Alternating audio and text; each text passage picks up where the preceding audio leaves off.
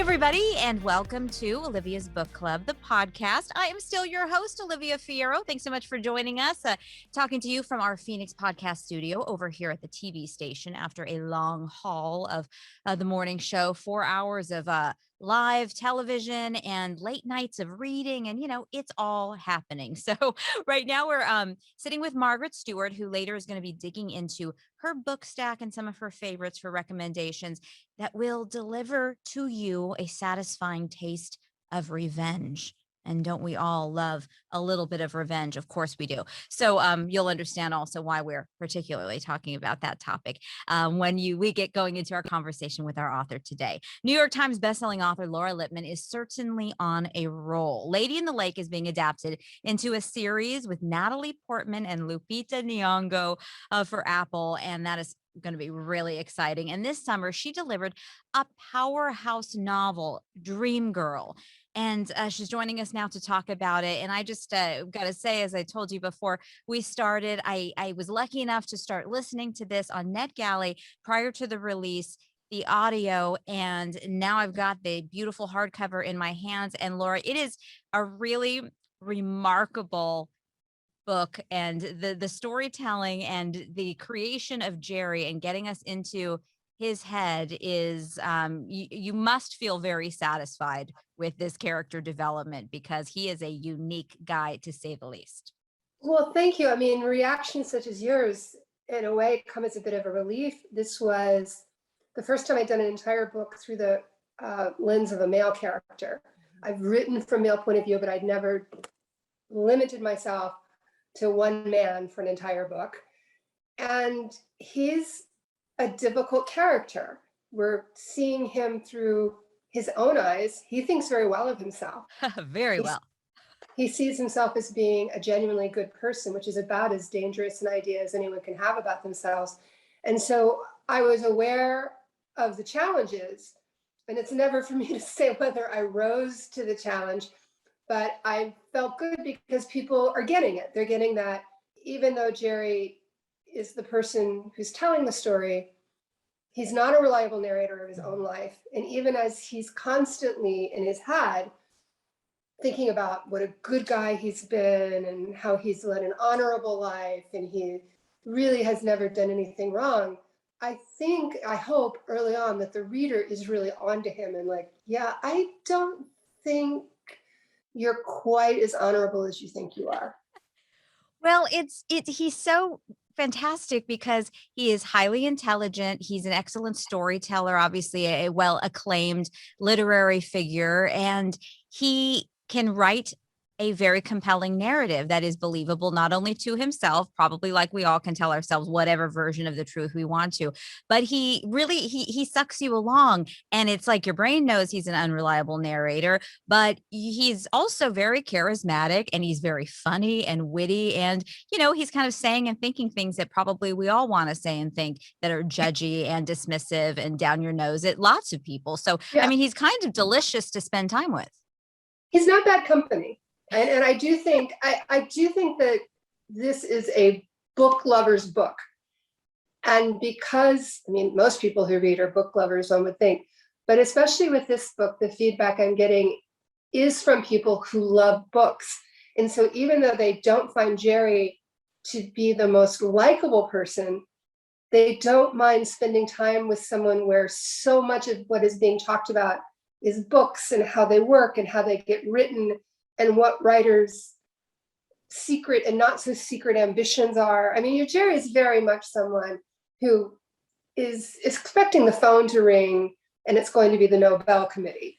He's sort of like ready for the phone call and would not be surprised if it came, although he would, know enough to act modestly should that day ever come. So I do take great joy out of the fact that this book is connecting with people who love books. Let me start a little bit, backtrack at the beginning for the listener who has not yet read Dream Girl, and they probably definitely know your other work. Give us the elevator pitch for Dream Girl as you were selling it to the publishers. A famous literary novelist has taken a bad fall and ended up bedbound. and very shortly begins receiving mysterious communications from a woman who claims to be the inspiration for his best known and most successful book, Dream Girl. The problem is no such person exists. And Gerry has to ask himself, am I losing my mind? Am I having problems with my medication? Or is there someone out there who dislikes me enough to want to prank me in this particularly scary and ominous way? And of those scenarios, which one is the best one? Which one makes him look the best, I guess, because the way that Gerry is looking at things, he's always thinking of himself as an important figure in all spaces, whether it's literary or, in New York City or in Baltimore or wherever in the academic spaces where he's been teaching. So it is sort of all about perception for him. And for that reason, we do go on a journey with him as he kind of wrestles with what's right and what's wrong today. Well, this is set in, you started writing this in 2019, through the lens or purview of the Me Too movement, and about people being, more careful with certainly their behavior and the way that they treat other people, and reflecting on how their behaviors have impacted others. So as Gerry is reflecting on how he's treated women, as that being an option potentially of somebody being angry with him or having something against him, he finds that almost impossible to believe. He's been married 3 times and has had, he just casually mentions that he's had affairs with, I think, 2 of his assistants. And he says, like, but that's what they wanted. He really felt almost obligated, like he was doing them a favor. It was an honor. I had a very fun meta moment in this book where I brought in a character about whom I've written 12 novels, a private eye named Tess Monaughan. And she gets to sort of be me in the novel. And Gerry wants her to investigate these weird calls. And she says she won't take his case. And he's aghast. He says, why? And she said, it's hard enough for me to do my job when the client lies to me. It's impossible when the client lies to himself. And she said, if you think you've gotten into your 7th decade and lived the life that you lived without having enemies, you're really delusional. And, he's married 3 times. You sort of have to think, well, at least one of those women must hold a grudge. Well, it's just so we go, I mean, the book is just a trip. Like I loved it because you're going back in time with him as he's reflecting on these moments, and in general the storytelling starts out about his magnanimous nature, or his charming nature, or how people are flocked to him, and how helpful he has been to other writers, etc. Even remembering what it was like to teach when there was one hot girl in the room, but really the guys are the only ones with any talent, and how people who are unappealing are just a complete waste of his time. So the layers of his egotism and his self-importance are, I mean, really kind of funny and fun to dig into. And the way that he talks about himself, I mean, it's just one of the more distinctive characters I can remember encountering on the page. And it reflects on a topic that we've all been pretty consumed with, and you feel has been tackled in so many ways. But this makes you feel so fresh because we're in his privileged brain. It's also with the whole Me Too thing, the first wave was pretty obvious and pretty easy. We were talking about actual predators, rapists, people who had abused their power so awfully that it wasn't hard to say, this is a bad person and he needs to be punished. And then it moved into sort of this softer second wave, which is like, well, I mean, wasn't it all consensual? And whatever happened to jokes, which is one of my least favorite questions in the world. And so many of the jokes that people think they can't tell anymore are just very unfunny and lazy. Yeah. And, when you think of it's like, how about whatever happened to bad jokes? We got rid of them, thank goodness. And a lot of that easy, stupid stuff is gone from us. But yeah, Gerry is one of those people who's like, yeah, he recognizes the bad guys, the really bad guys. He would probably even be advanced enough in his thinking to, for example, if he were with us today, he would get that Andrew Cuomo had to resign.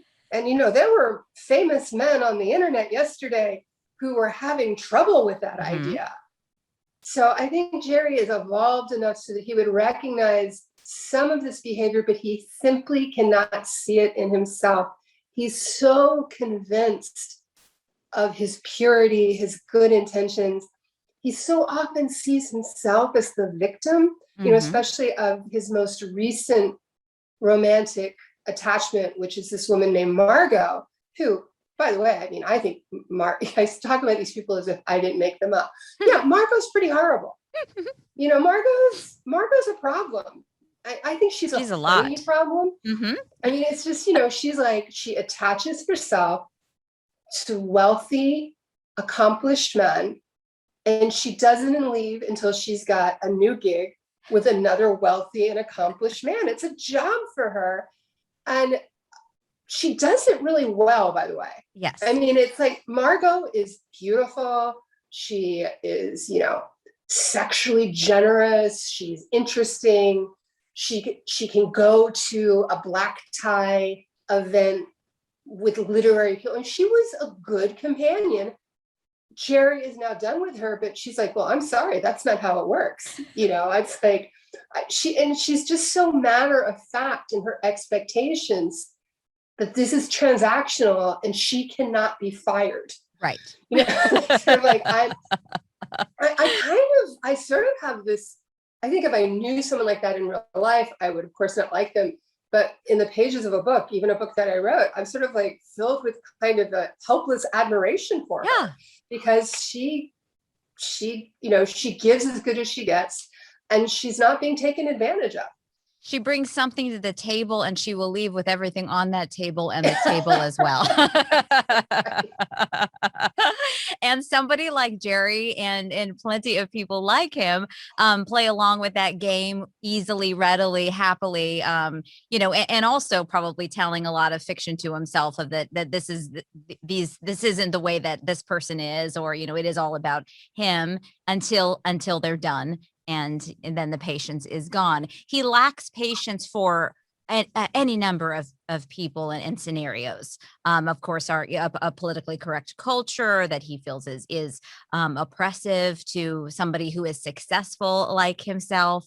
And then he has a lot of complex feelings about reflecting on his own father, and in particular on his own mother. And then, as you mentioned, he is kind of stuck rehabilitating himself at home, but with the help of just an assistant and a caretaker. So his circle has gotten very small. So he's very much in his own head. And that must have been an interesting space to be exploring, especially as your reader is now coming out of the pandemic. Yes. I mean, the book was almost finished when the pandemic took hold. I had about 3 months before I submitted it.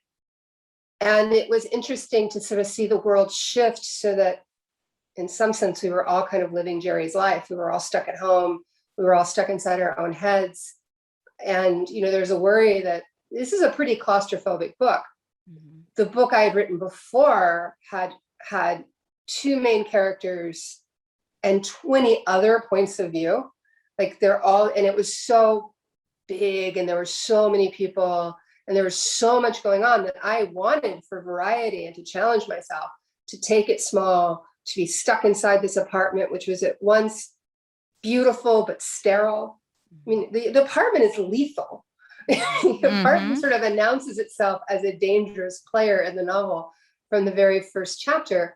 So all of that was, something I intended to do. And I think depending on people's experiences of 2020 into 2021, it's not going to be forced. Some people don't want to go back inside. Mm-hmm. They might not want to be in such a claustrophobic space, but certainly we now can all really identify with it, this sense of being trapped and immobilized.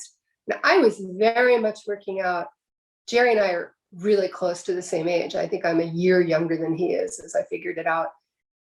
I was really working through some fears I have, not only about dementia, but about sort of what I'll call bodily hubris, as someone who's been really healthy and really active and really fortunate my entire life never to have a major accident. Mm-hmm. I wanted to think about how much I took that for granted and what it would feel like to suddenly not be able to walk and to go out and not to pursue the things that I, again, just take for granted. So that was a big part of what I wanted to do. And finally, with the two women are in his apartment, his pod, if you will, his assistant and the overnight nurse, I was really interested in kind of a generational warfare. Mm-hmm. I have a lot of millennial friends, and they call me on my stuff. They really do. I'm a boomer. They're millennials. They've never literally said, okay, boomer to me, but I always remember they're thinking it. Yeah. I mentioned one time in their company that I had, to my shock, discovered last year that I had a pension from my former employer, the Baltimore Sun, where I was only there for 12 years. And I was pretty sure that I walked away with every dime that they owed me. But it turned out that I had a pension, and they got in touch with me and were like, you can take this as a lump sum, you can do this. And I said to my friends, hey, I have a pension.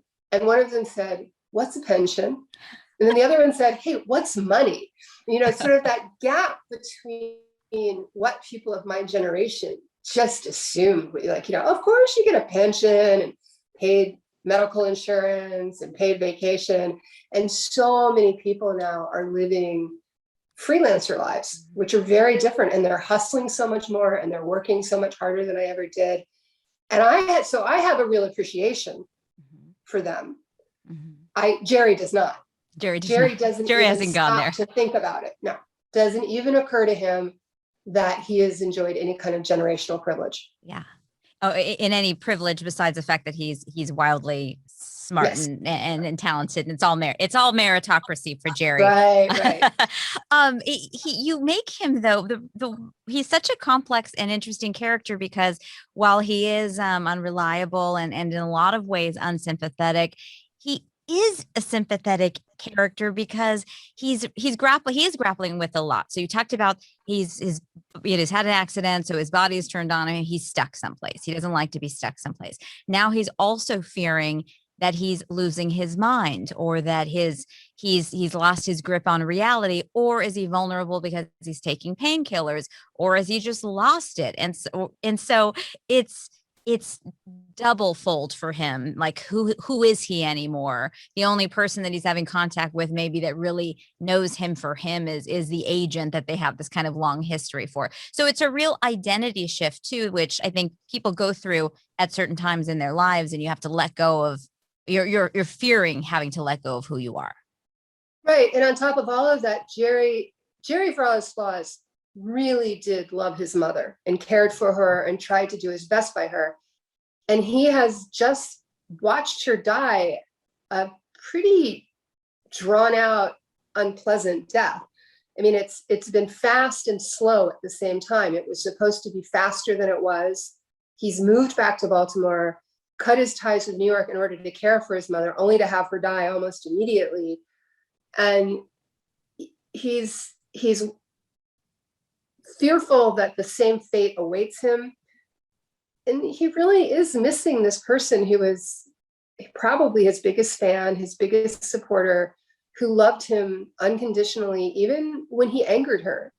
And there is, I think, a real hole in his life. And then you look around, this is a person who's pretty isolated. And the germ of this book was watching horror films that took place in literal isolation in the country.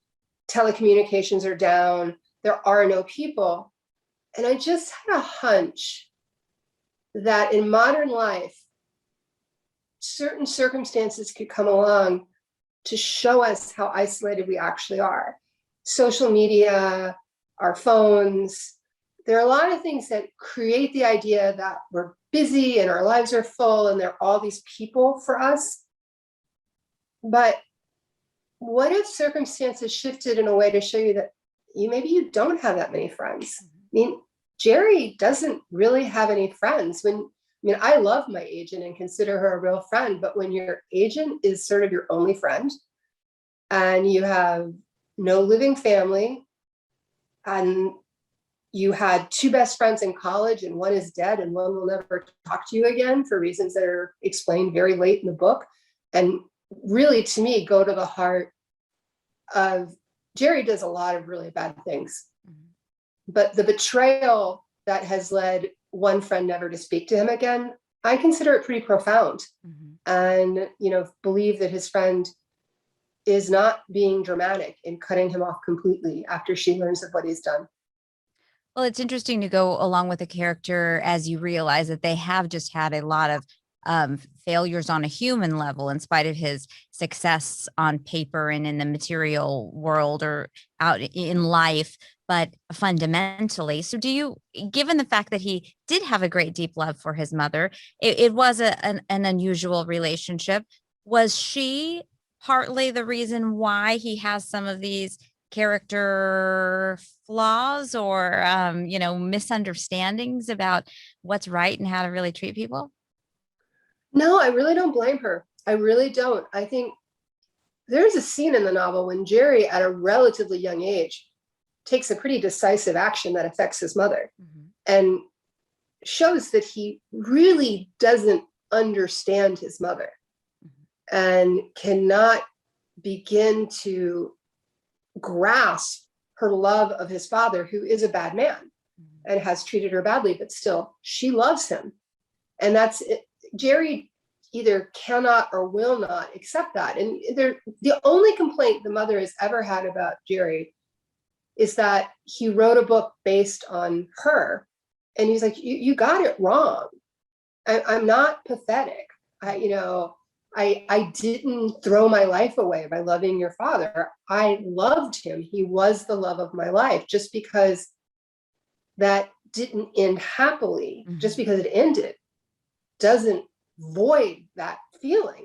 And Gerry's like insisting that not only is he the expert on his life and creating the narrative of his life, he insists on creating the narrative of his mother's life. And she loves him so much that she kind of lets it go and, adores him and is happy whenever he comes home and, does everything she can to give him the best life possible.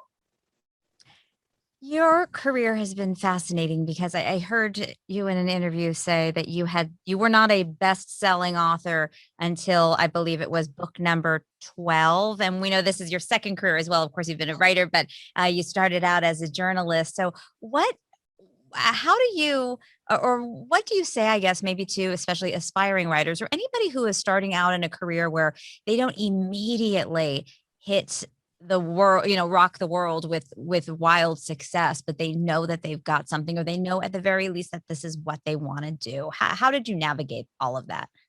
I mean, the first thing I do say to people and I teach, when I hear that people want to write, the first thing I ask is, are you sure? Because I do tell people that if they can live a perfectly happy, contented life without being a writer, maybe go do that. Because as much as I love writing and I love my life and I wouldn't have it any other way, being a writer sort of puts you at a permanent remove, because you're sort of watching the world go by and you're like, would I use that in a novel? Would I tell the story that way in a novel? How would I tell the story? It's like really hard to be 100% in the moment. It's almost like a compulsion. But if a person really wants to write, first thing I tell them to do is read really well, read a lot. And then you have to ask them, what do they really, really want? And I encourage my students to tell at least one person out loud what they really want, no matter how big it is. I mean, like literally, I tell my students, if you want to win the Nobel Prize for Literature, tell that to someone, because I honestly believe that it's in being able to admit to our dreams, to at least in front of at least one sentient person, that we begin to make them possible, that the articulation of a dream puts it a little bit more within reach. Whereas if you're embarrassed of it or ashamed of it, you definitely, and I was someone who said during my first marriage, and maybe I'd been drinking a little bit at a time, but I was like, I think I can be a New York Times bestseller. And in saying that, it was like, okay, so what am I going to do about it? And there's a lot of luck involved. There's so much luck involved in a writer's career. It would be irresponsible not to note that. There are really good writers who don't have lucky breaks. There are not so good writers who do wonderfully. It's all over the place. So that's part of the reason it needs to bring you joy, because it might not always be what you imagined. I just kept digging down. And at some point, not with that 12th book, but as I left the newspaper, I embraced risk. I was like, I've left my day job. I have no safety net anymore. I'm not going to play it safe. I'm going to write more adventurous books, books outside my series, darker books. And I began to think about, okay, what do I know? What can I write about that nobody else can do? I'm good friends with Dennis Lehane. We started out about the same time. I'm not going to write Mystic River. I'm not going to write a better Mystic River than Dennis Lehane did. I'm not going to write better suburban thrillers than Harlan Coben does. I'm not going to be able to do what the great Kate Atkinson does with Coincidence in the Jackson Brodie series. And what I found my way toward, first of all, my books often are very much rooted in my community, in my hometown. They're sort of about living in Baltimore in this day and age and what it's like. That's only a piece of it. I really became very interested primarily in the inner lives of women and how women in so many crime novels are just kind of corpse MacGuffins. It's like, they're just a pile of bodies over there. They're all female, but this is going to be about how the detective becomes a better person by finding out who killed all these women.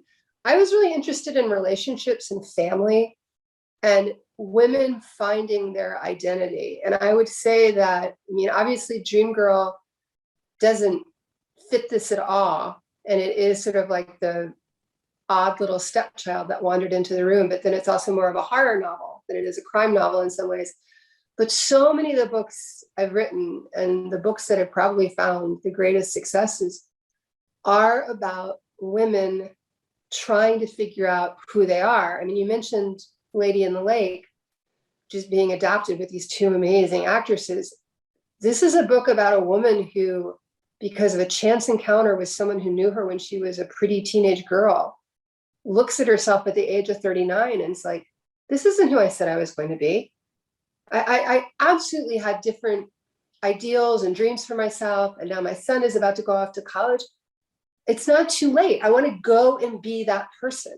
And because that's a book set in 1966, nobody's trying to have it all. They don't even think that's a possibility. So you have this one woman who's in pursuit of career, and her vehicle for success is a dead woman who lived her life in pursuit of love, and as a ghost in the book, wants no part of being this woman's ticket to success. And so that was sort of, I'm always writing about how people see themselves, whether they're right, or in the case of Gerry, whether they're wrong. Oh, and you do it so well. And I'm very happy that you took on this male perspective for this, because it was, I read a lot of women's fiction and a lot of stories told from the female perspective. And so I think that's in particular why it just hit, and it felt so fresh. And I felt so wrapped up in his, in the inner workings of that very unique brain of his. As we wrap up, I always like to ask our novelists about when they first remember becoming a reader. As you mentioned, writers must be avid readers. They've got to love books. So what was the book, the series, the moment, the classroom, the teacher, whatever, where it all clicked for you and you realized that there was so much magic in a page? So I'm the youngest of two daughters. My father was a writer. He's passed, but he was an editorial writer at the Baltimore Sun. My mother would go on to become a school librarian, and my sister would become a bookseller. But because I'm the youngest, I looked around this household where everyone always had their nose in a book. And I was like, I want to be one of them. And my sister taught me to read. I feel like the books that I remember transporting me first were Maud Hart Lovelace's Betsy Tacy books, which is a beautiful series about her childhood in Minnesota in the early 20th century.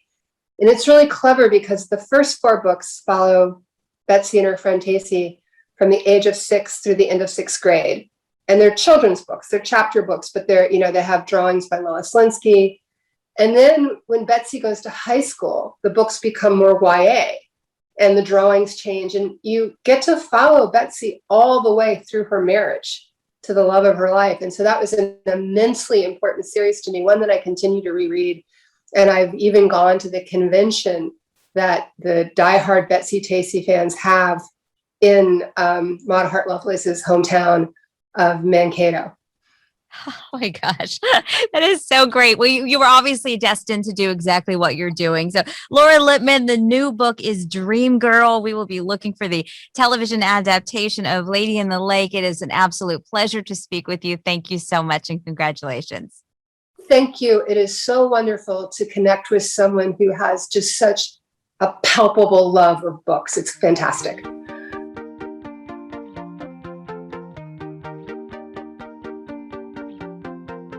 So this is one book that you have not yet read, No. and I'm conflicted about whether you should read it or listen to it. I think you should listen to the audio. It's so good, and I think that you will love it. I know it. So that's a Dream Girl by Laura Lippman, and she was a blast to talk to. Yes. And she mentioned Betsy Tacy books where I was nodding very much along with what she was saying because those are books that I read as well. And I liked the books kind of grow up with you, which is always lovely. That's really cool. And I don't feel like I that registers with me at all. I don't remember that series, so I missed out. If Nate were a girl, I'd suggest it, but he'll probably have zero desire to read about two girlfriends who are along in the world. Yeah, but he's missing out, but I'm going to call it that he will miss out because he'll be a hard pass on that. Yeah. So we were talking about this is also sort of a story, this Dream Girl, a story of revenge in some ways, and Gerry doesn't necessarily understand, of course, through the course of the book what's happening, and never any spoilers. But it made us think about other books that have sort of that theme, because there is something I think delicious and satisfying in a revenge story, because we all have fantasies about enacting revenge on someone for something in some capacity, whether it's very light or very dark. And I just finished reading a book by S.A. Cosby called Razorblade Tears. And you want to talk revenge? That is graphic revenge. Like these two guys, two fathers, they were the fathers of a gay couple, interracial, and their sons were brutally murdered. And the cops say, none of their friends are talking. We can't make any arrests. We don't know what's going on. So these two dads get together and say, why don't we figure out what's going on? And they start to make some headway, and it's graphic, but it's got a lot of depth as far as it talks interracial couples. It talks LGBTQ. There's some other aspects of the LGBTQ plus community that are in there, and talking about the prison system a little bit. And there's so many layers to it, and it's deliciously revengeful. But you have to be careful if you don't like a little bit of graphic violence. That is in there. Well, if ever there's a motivation for going as dark as humanity can go, I think the most relatable motive would be the death of your child intentionally at the hands of somebody. And that taps into, I think, probably, an untouched and hopefully never touched, but a darkness in somebody that would be, obviously forever change. Right. And the idea that they're not going to be able to find the killers because no one's talking, and just that idea of, if no one else will fight for it, who will? It's got to be me, right? It's got to be me as the parent and figuring it out. And it's just so good. And I listened to that in audiobook, and it was just so good. Ooh, the narrator was fantastic. And then there's another book called Mother May I by Jocelyn Jackson. I've had this one kind of in my grips for a few months. I swear, Phoenix Public Library, I will return it. I know I'm on my 6th renewal. I'm very close to it. What's the max, by the way? 6 renewals. Oh, gosh. If somebody is not on the list to like pick it up, if somebody else isn't waiting for it, you can get up to 6 renewals. So I've had it for literally months. Okay. But I've just had other books that I was getting through. So this one is a mother's revenge. She kidnaps a woman's baby who there's some sort of linking between this woman whose baby was kidnapped, her husband and his partner, his work partner, and she's tasked to do certain things to get this child back. But that mother took the child. They call her a witch because she looked like a witch at some point, but that she has to do all these things because that mother, that witch, is exacting revenge for something that happened to her and her family. Oh. So also a good thriller. So finish that up before it's due, please. I'll return it. We don't want you to get on a not allowed list. Oh no, they're very kind. Okay, very generous. Book returns, yes. And I'll return the other ones too, I swear. We love our libraries. We do. Share the love. Yes. Along the same theme, just thinking about it was mildly a revenge story, but it is a component of Jennifer Weiner's That Summer, which we talked about here on the podcast when we were lucky enough to have her as a guest as well. And one of the things I think that I found so interesting about Dreamgirl is these were fairly close together that I read, 2 stories of dealing with the world post Me Too revelations, but looking at them through very different perspective. Yeah. So for That Summer, we are looking at the women behind the scenes, sort of, who are impacted, right? So what happens if your, reliable spouse or brother or husband, whatever, somebody that you think and you think that they're a good person, much like we were talking about with Laura and the way that Gerry is quite sure he is a very good person. What if you had to deal with the idea that they had done something terrible? Yeah. And that type of terrible because many women have experienced a version of or been touched by this. And so that's a very raw, very real, very rough thing to deal with that would change your image of somebody. So in this story, we're talking about 2 different women who are impacted by the same catastrophic event, let's say. One out